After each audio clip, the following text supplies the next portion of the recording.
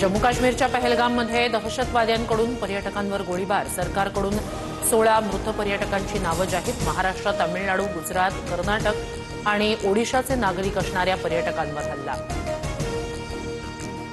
पहलगाममधील दहशतवाद्यांच्या गोळीबारात महाराष्ट्रातील 4 मृत्यू. हेमंत जोशी, संजय लेले, दिलीप डिसले आणि अतुल मोने अशी मृतांची नावं.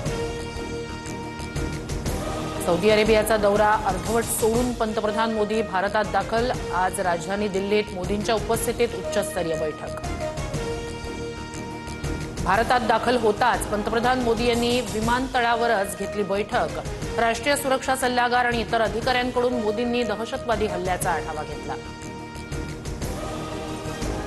दहशतवादी हल्ल्यानंतर विरोधी पक्षनेते राहुल गांधी आणि केंद्रीय गृहमंत्री अमित शहा यांची चर्चा. पहलगामच्या हल्ल्याबद्दल राहुल गांधींनी शहांकडून माहिती घेतली.